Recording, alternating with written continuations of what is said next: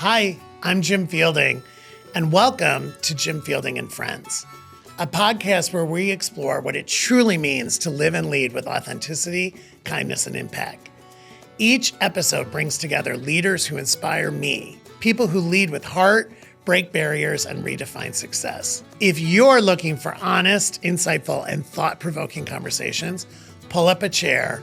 Let's talk. We can choose who we love. Nobody's letting go. Chosen family. Thank you all for being here for this episode of Jim Fielding and Friends. The friend today, I've been waiting for this one. Oh dear. Mr. Brian Tran is here, and I want to explain why he's here, and then I'm going to have him introduce himself and what he's working on. But I was thinking about this morning as we were getting ready. Like, you and I talked, I think we've known each other 8 years now, right? Since at least 2018, 19? Yeah, 20, yeah. When I first moved to New York. Yeah. I mean, it's 7 years. And I met him, and I wanted Brian to be part of the podcast because, well, first off, he is a friend, which means Jim Fielding and Friends, but Thank you. also because he's an incredible entrepreneur. He's an incredible person. His story is great. But you represent this entrepreneurial thing that is part of my life that a lot of people don't know about, like my advising and angel investing. Like, they don't really know, like, because you're not really super public about that when you do it. But I think your story is fascinating, and I want you, that's what we're going to talk about today. So I want you to introduce yourself to our group. You tell us what you want them to know about you. Well, I'm here to tell all for sure. I know, you are an open book. Gosh, where do I begin? Multi-hyphenate, Yes. founder, entrepreneur, creative, Texan, designer. I mean, I started my career in tech and venture capital and product design, and that slowly led to things along the lines of hospitality and community building. But I mean, I've done many things from building companies that have burned down, build them back up. They're all community-based, and I'm just excited to tell you everything about them. Yeah, no, for sure. And talk about the Texan thing, because I think people are always surprised about that, like your roots. Yeah, so from Beyonce's hometown, Houston, Texas, born and raised. My parents are Vietnamese, so they immigrated here, and they met in Houston, had me, but, you know, I was born there in Clear Lake, which is where NASA is. And funny enough, believe it or not, I came out when I was 13. Yeah, can we talk about that? Yeah. You're cool about talking about that, right? Because that's the other reason why I wanted you on, because, you know, it took me until I was 25 or 26 to come out. And you came out at 13 as a Vietnamese immigrant in Houston, Texas. the suburbs of Houston, to be quite clear. Yeah. And, well, okay, I want to preface, like, Yeah. I think when people hear Texas, they think of just like bigotry, conservatism, and mind you, stereotypes are true to many degrees. But honestly, I had a really great childhood. I had a really great schooling in middle school, high school, elementary school. Like, And you were public school, right? right. Yeah. I never felt that I was bullied to the point where, like, I never felt safe, but I did enjoy all aspects of my schooling. I mean, like, not to brag, but I was on homecoming court. I don't know if that's universal. Well, I mean, like, some people are like, what's homecoming court? And it's like, it's bigger than prom in Texas. Our international people won't know what homecoming is, but the U.S. people will. But, you know, I came out because I knew in middle school that I just was not into girls. Yeah. Very quickly. I was like, hey, if I can date this girl, I will know very quickly if this is for me or not. Obviously, it was not. Right. And then going into high school, I was like, you know, like, I'm just going to beat people to the punch. It's not like, Yeah. you know, I was passing for any reason. Yeah. And, you know, I got the rumor mill going, came out. And honestly, it just wasn't a big deal. Which is unbelievable. I mean, to be clear, like, it's not like people didn't make fun of me or talk behind my back, which I think was normal. But, you know, I was still invited to the birthday party, still included. Like, I never felt isolated. So I think in many ways it was good. Like, I had my high school romances. Like, I had a boyfriend. But Yeah, openly, right? Yeah. Yeah. Yeah, Like, you went to prom, didn't you? I did go to prom, but I didn't go with my boyfriend because we broke up before. No, but I just think it's so fascinating because your coming out story is not traumatic. right? I mean, like not trauma inducing. Well, I mean, it's a little layered because you have the Asian thing, and Yeah, I wondered about that in your parents. and everything. you know, in at least in my household, much like many Vietnamese households and many other Asian households, like tough subjects are generally just swept under the rug. And it wasn't that my parents weren't accepting; they knew, we just never talked about it. Right. And you know, my biggest fear was going into college and getting cut off. And so I had this somewhat dual life of, you know, not that I was pretending to be hyper masculine and straight when I got home, but it was sort of like a don't ask, don't tell kind of moment. You know, and I remember this clearly, you know, around the holiday table, you know, the conversation would be like to my brother, my sister, hey, who are you dating? Right. And then, Brian, how's school? They didn't want to know. Right. They just, Right. they knew, but they did not but want they to didn't know. want to talk about Right. it. Exactly. Yeah. So I guess there was a duality there. But you were happy, because you and I have talked about this before. Like you said earlier, even today, you had a happy childhood. I did. Not to say that there wasn't any struggle or complexity with grappling like what it meant to be young and gay, because ultimately, you know, for most people, when you come out, you're like, okay, I'm gay, but like, what do I do? So you start referencing media, you start going online, and you go down many, many rabbit holes, and you kind of get lost and confused because there's just not a lot of resources. And mind you, like, it's not like today where you had TikTok, Right.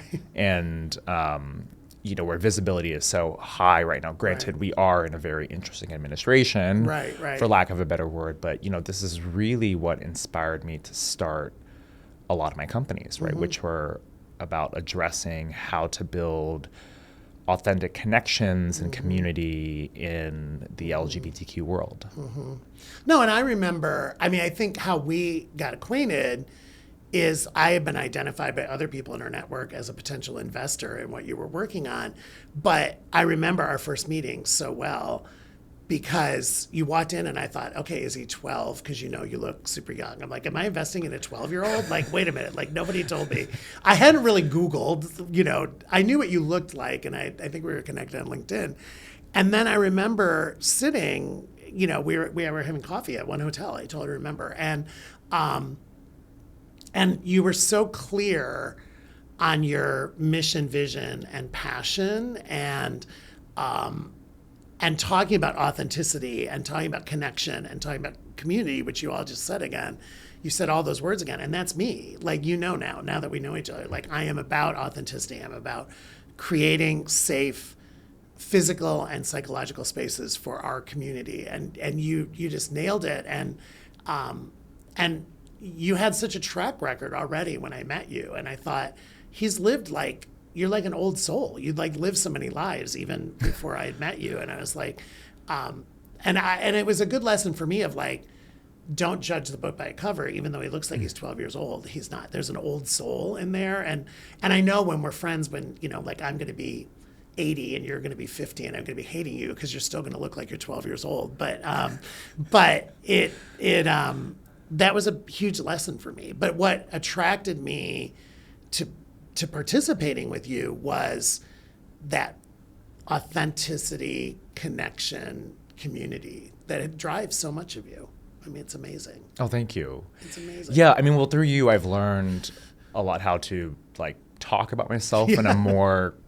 Yeah. I don't ever think I lacked confidence, but I'm generally I understate my CV and who I am Oh my just God, a you little. do. Yeah. Oh, I'm going to make you go into it. Don't worry. I'm just going to like lead you there. Okay, so we're at high school. We've gone to prom.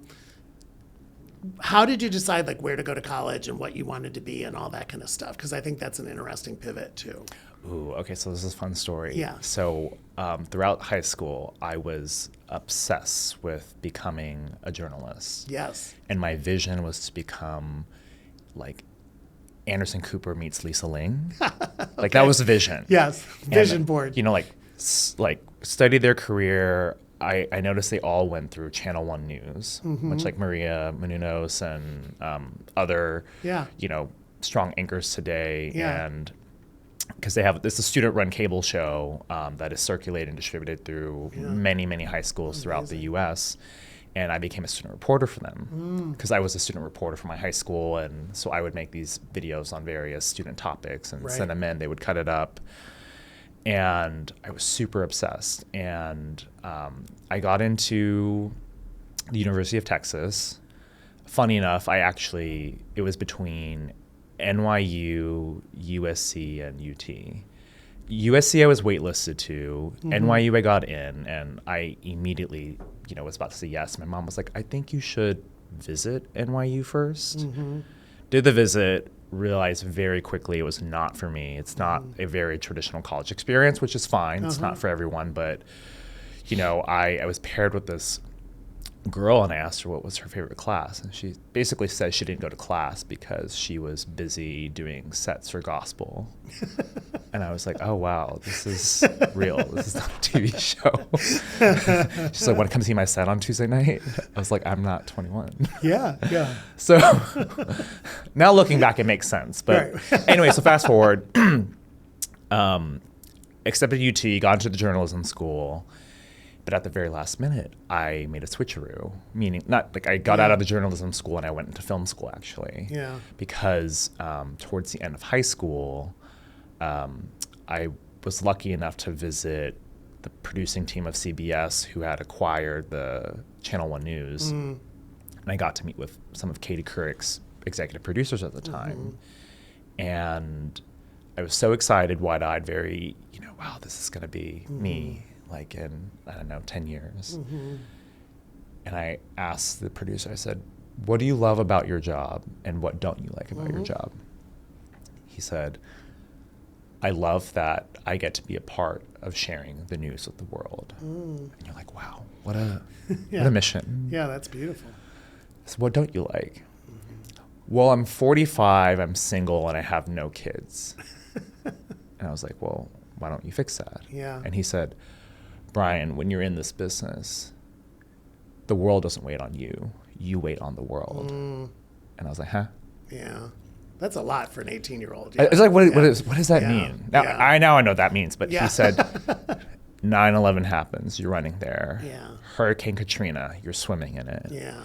He's like, Iraq. And I was like, oh, I see, you can't have a life. Yeah. I was like, this is not happening, no. Yeah. That was a big moment, though, for you to realize that. Yeah. I mean, huge. And that's when you flipped to film school.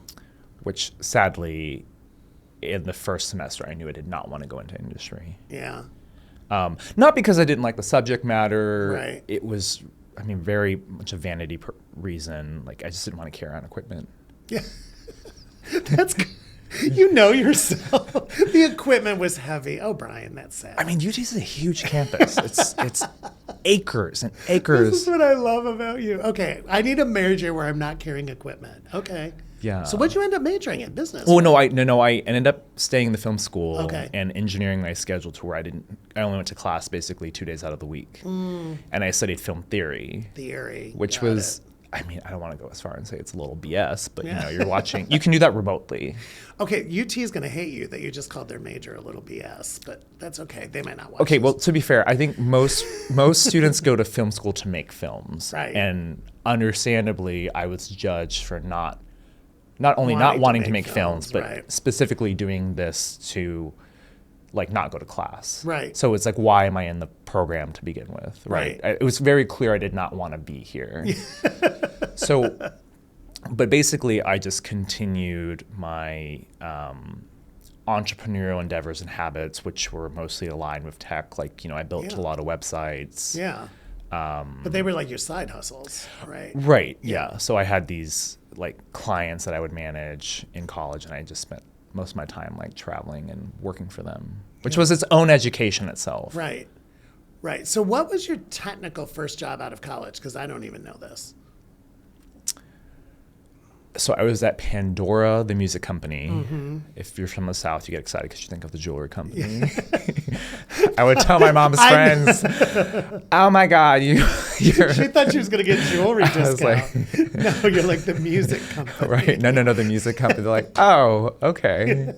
Yeah. So I was there for a hot minute, as a product designer. So thinking through how you listen to music.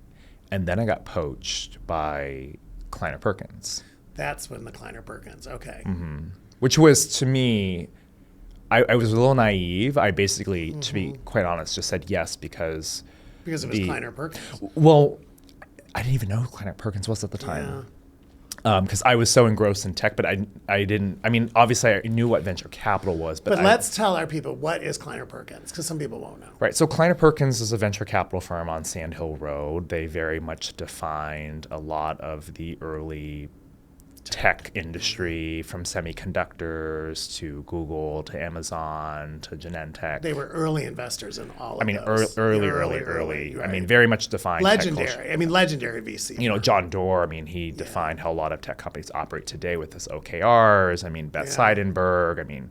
Powerhouse, Lin Chow. You name it. And it still is. Right. It's still highly, highly respected. Right. Yeah. And I was an employee on the Seed Stage Fund, and a partner there who ran their consumer and digital health investments for the Seed Stage team. We were friends at the time. When I had met her, she was at Google as a product manager, and she asked if I wanted to join, and I was like, I just wanted to be with her because she was insanely smart. And I was like, I'll just do what you're doing because and I'll learn. Right. And so that was my first real job out of college. Yeah. Yeah, and you just soaked it all in. Yeah. Because I know from spending time with you now, you're still using things from those formative days, like things that you learned in that environment. And I think it's so important that you had that early, because it was a foundation. You'll have it forever now. Yeah, looking back, I think it definitely was a bit bizarre to be at that age and be in an environment where you're, talking about sums of tens to hundreds of millions was normal place, and being in a, fish tank with, the most brilliant minds in the world, from, Al Gore to, Colin Powell to, Beth Seidenberg and Lin Chow and Ruby Lee, and those were just the partners themselves. Yeah. You didn't have there's also the entrepreneurs, and it just felt like normal place to be in an environment like that, and to have this flow of information and constant learning and understanding where the world was going, I think was very, very fascinating. And did you, I feel like at that point you knew you were going to be an entrepreneur, right? You already were. But did that solidify it? I think I always had the entrepreneurial spirit just because I've been surrounded by it my entire life. Basically all my family members all have small businesses. Right. So that was normal for me. And so being around founders was always natural for me, but I've always wanted to do it, but I never thought it would be. And then, long story short, I was getting ready to leave Kleiner Perkins, and I had started this app while I was there. A big part of the culture there was, what's your side project? And my side project was this app that was helping LGBTQ people connect in San Francisco through curated local places. And I never thought it would be anything, but the community was growing, word was getting around, and I was meeting with a partner at Founders Fund at the time, Cyan Bannister, and she was like, "Hey, we were talking through email. I heard about what you're building. I'd love to meet." And I was take a meeting, right? And you always take a meeting. I was that's a lesson for people. Take the meeting. Always take a meeting. Always take the meeting. And I don't know if anyone here knows Cyan, but she has herself this legendary track record of angel investments. She was first in an Uber, SpaceX, Niantic. I was like, yeah, I'll take a meeting with her, of course. And so we're in her office, which I don't know if you've been to the Founders Fund office, but it feels like a spaceship. Okay. It's intimidating and cool at the same time. It's in the Yeah. Disney building and in San Francisco. My geography on SF's a little spotty right now, so but it's where Disney is. The Lucasfilms are, but Yeah. It's a little intimidating because it feels like you're in a spaceship. And I meet with her, tell her the vision in like 10, 15 minutes. Yeah. She's like, I'm in. Oh. It's like, what does that mean? Right. Like, I want in on this. Like, I believe in your vision. I think this is very important. You know, these are the terms. And oh, by the way, you have to quit your job. Yeah. And I was like, okay. Okay, but like for our listeners, he basically did Shark Tank. Like I'm trying to make this where I just hit my microphone, sorry.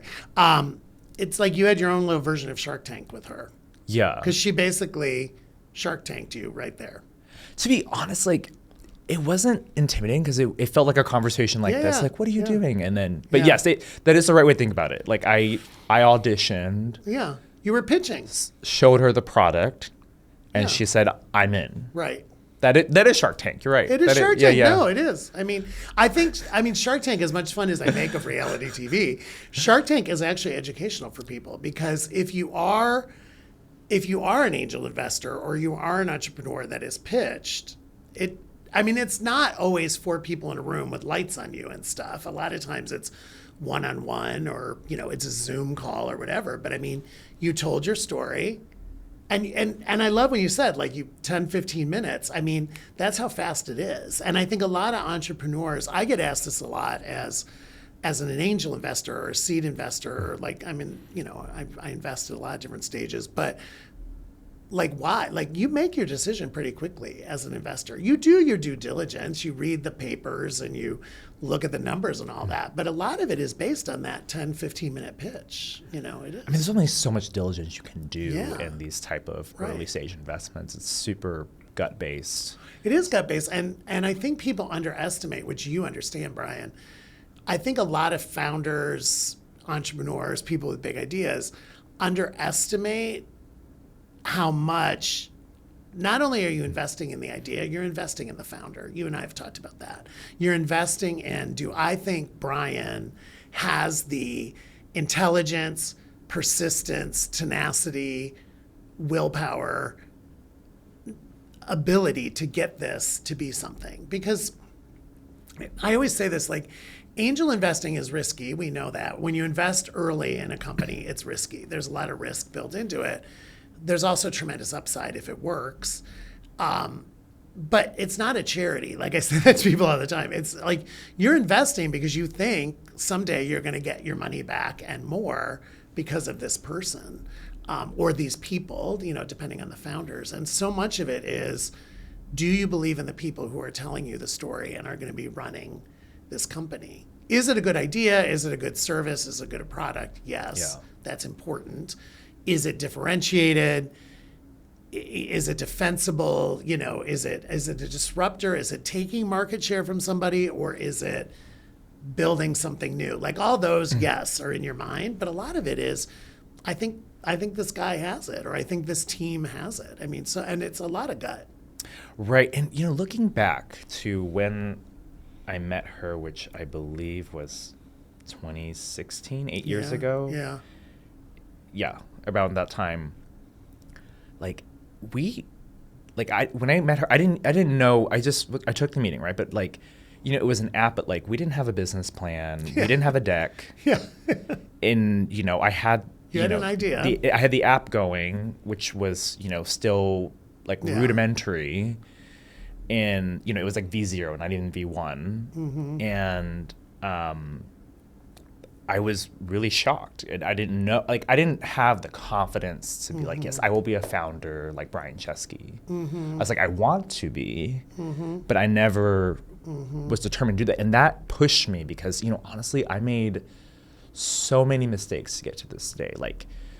Communication with investors, relationships with users, I didn't know that you have to literally pivot 15 times. I did not know that, plans didn't work out and you run out of money and you may not even be able to run payroll.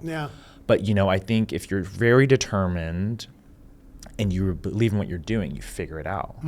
Because, I survived so many things from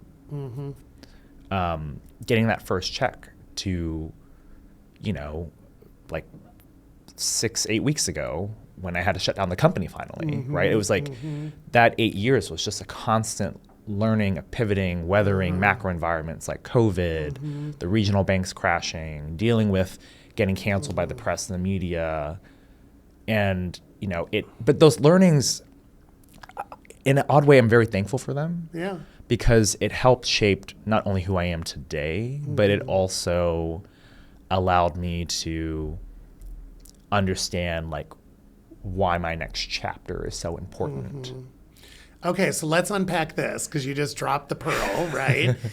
So you take the first meeting in 2016, and 6 or 8 weeks ago, the idea that you originally started with and got the money for, and you rode with for the last 8 years, 6 or 8 weeks ago, you had to shut down the business. Correct. You didn't get it to where you wanted to get. Correct. I know this story. You share as much as you want of it, but that 8 years, like, tell us what happened, basically. Not what happened, but like what you learned, and as much of the arc as you want to share. I mean, we don't have hours. So, right. So condensed version. Condensed version. So first, for context for everyone, Yeah. the company was initially named YASS. Yep. As in YASS. Yes, I remember. Yes. Can you believe that all these institutional VCs put money behind a company called YASS? Yes. Yeah, I remember. Yes, founders fund investing in YASS.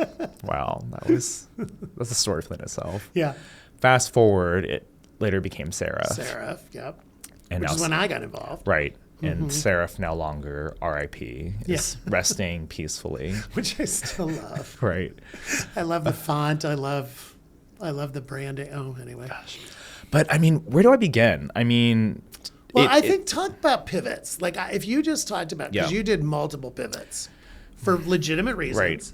So I think it helps to understand, again, the purpose of the company and why we got funding was we were trying to address a big issue, which was how do LGBTQ people connect without relying on bars, clubs, or hookup apps? Absolutely. There's a time and place for them. It's fun. I still participate, obviously, but the backstory was when I got to San Francisco, I thought I was going to have this beautiful, prosperous community where I didn't need to hook up all the time. Right. I was wrong.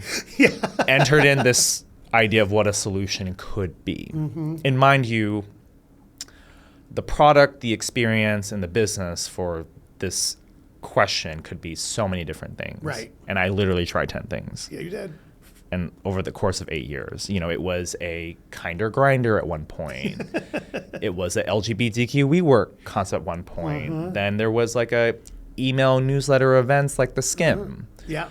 And then it was, okay, let's be digital only. Well, LGBTQ Soho House, Yes, which had the right. most traction, excitement in the Yes. legs. But of course, COVID happened. Yes. So what can you do in COVID? But go Right. back to digital. Digital, right.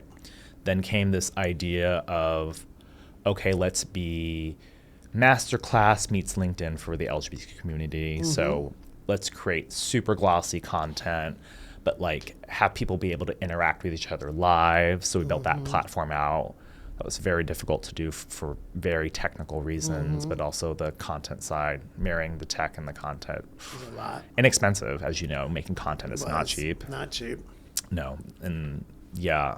And then as we started to get traction and progress there,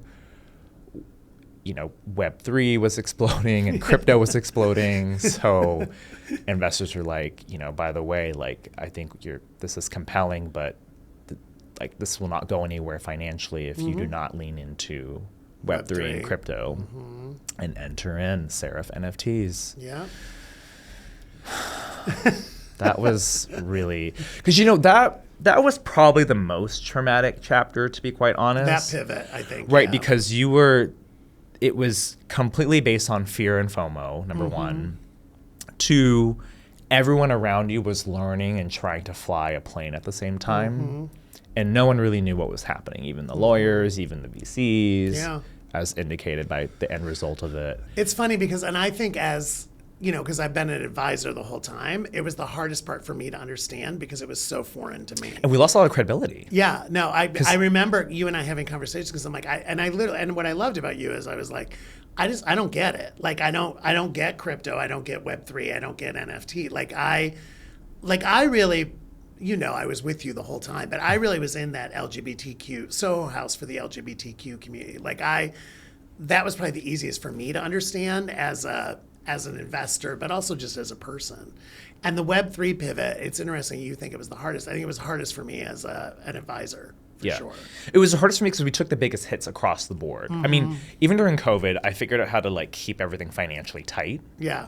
Which was amazing. Yeah. But Web3 was hard because we all went all in. All in. All in. You put all the chips in, I remember. And we made a really bad trade. And because basically when we launched our tokens, the market subsequently crashed. Yeah. And it was like, oh, shit, what do we do? And mind you, at this point, we had lost credibility with most of our community and most of our private equity family offices type, because they were just, no one was for crypto in any means by that time. Right. Yeah. Minus the bullish early adopters, like the VCs. Yeah. No, I know. But here's what I think is so important for people that are watching or listening to this is what I always gave you credit for over these last 8 years was you did not lose that original mission and vision, which was what you said earlier, the authentic connection and community, and the way for us within the LGBTQ plus community connect without a bar or a dating app being involved. You didn't lose that. But to your point, the solution changed because for legitimate reasons. I mean, COVID was a huge pivot and had to be. So tell me about 2025. Well, not me, because I know the story, but you're telling me, but tell our listeners and viewers. How Sarah's crash and burn. Well, just 2025 has been big for you. I mean, we're here, we're taping this at the beginning of May in 2025. Yeah, tell about these 5 months and the decision to close the business. I think it's an important learning. Yeah, so after we somehow figured out how to get out of Web3 and we moved back into, okay, you know what? I'm going to accept this reality that I'm not trying to build the next Airbnb, the next Google, the next Niantic. The next unicorn, yeah. I am a hospitality business focused on delivering a membership club. For the LGBTQ. So we went back to the LGBTQ Soho House idea, but with a purpose. Yeah.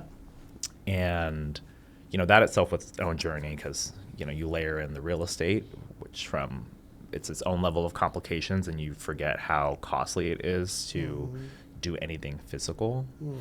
But in the end, we had many things lined up on the, multiple real estate things lined up that didn't work out for their own unique, horrific reasons. Each real estate deal slowly but surely failed in its own unique, horrific way.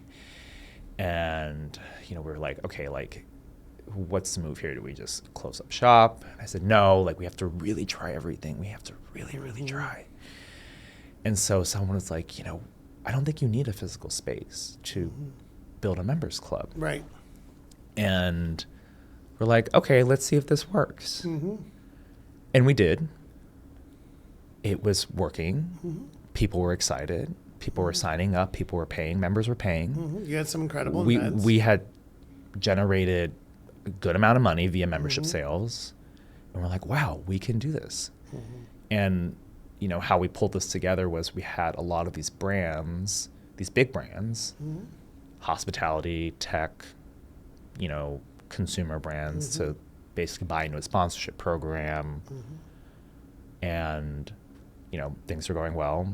Next thing you know, sorry, we can't fulfill our commitments any longer.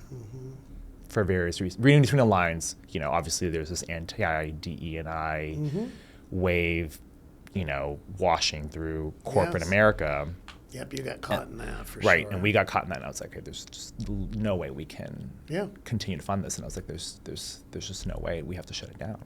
And it made me really sad because I was like, wow, this is really how we died. Like, this is like, And it was 8 years of your passion. right. Like this is not even a bullet. This was like a knife stab that killed me. Right. Like COVID was like Yeah, you survived COVID, but you Right. couldn't survive that. right. Even Web3, we figured out Web3. Yeah. And this was the, But what I love about you sharing that story and why I wanted it out of you, and thank you for sharing it, is I think it's so important in this world because I think in this kind of, so many people live on social media, right? And I really think, you mentioned FOMO earlier, I really think this like Facebook fake and Instagram fake, like you're telling the truth. And many companies of all sizes, including startups, do not make it. In fact, more fail than make it, right? 100%. And I think, of course, we always hear the stories of the Airbnbs and the Ubers and the unicorns, the billion-dollar unicorns. And of course, everybody thinks they have that. You thought you had it at one point. I don't think you ever thought you had the next Airbnb, but you thought you had a really, really good idea, and it was a good idea. But I think it's so important for people who are going into this and who say, I want to be a founder and I want to do a startup and this is my idea, your chances of failure are higher than your chances of making it. And I think it's important, and I'm not saying don't do it. I'm not, like, and you know me, I'm like the biggest cheerleader for this space because I think incredible ideas come out of startups and entrepreneur and the VC space.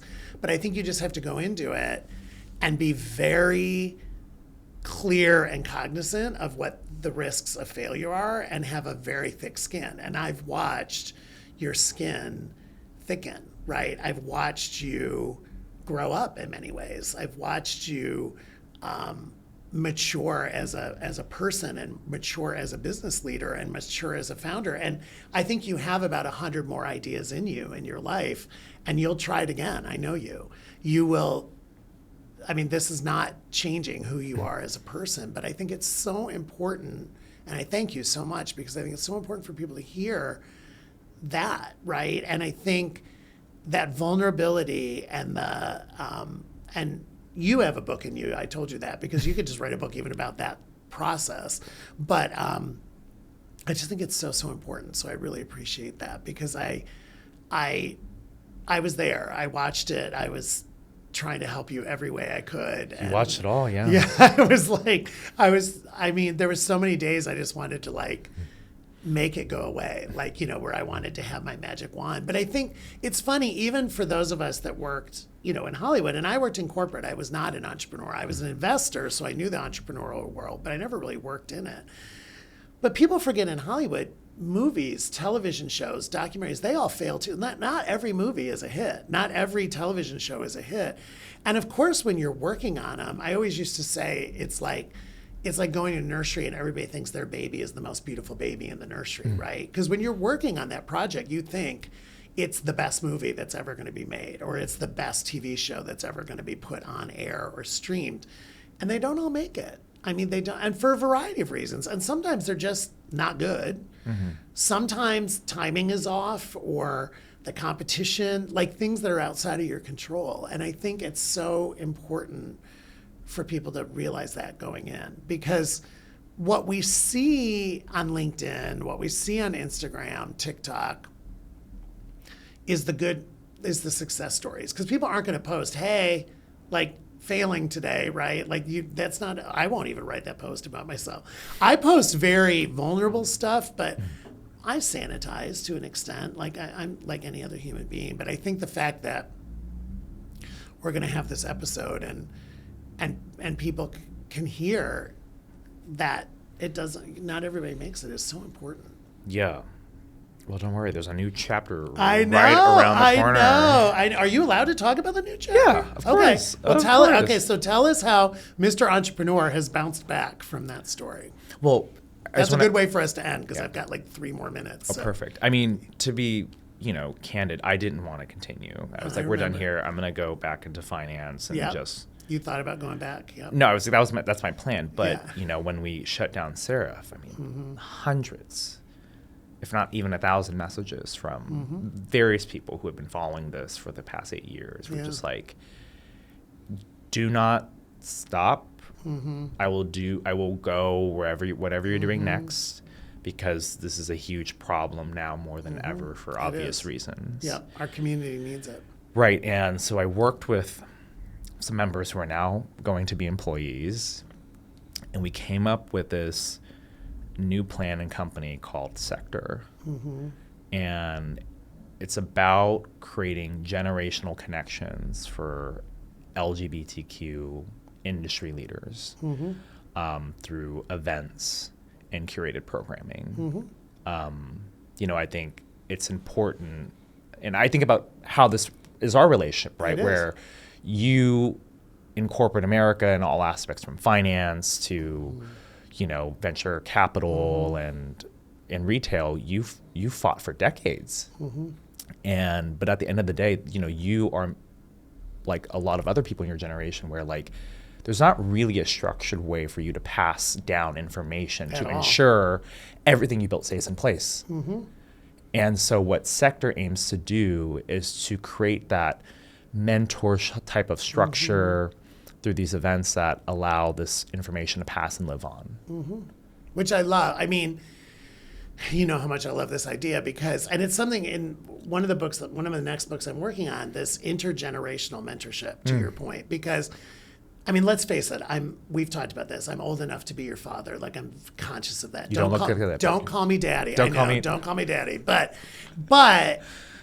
what I've learned, especially since the book has come out and I've been out on the road and doing things with it, like a lot of times mentoring, I think the perception of mentoring, to your point, was it was the older person passing knowledge down to the younger person. I think there's this perception that, it was like the sage elder with all the wisdom who was like, I'm going to, like Obi-Wan Kenobi you, right? Like, I'm going to, like, oh, little one, I'm going to mold you. Almost like Karate Kid, right? Like, it was that was almost the vision of mentoring.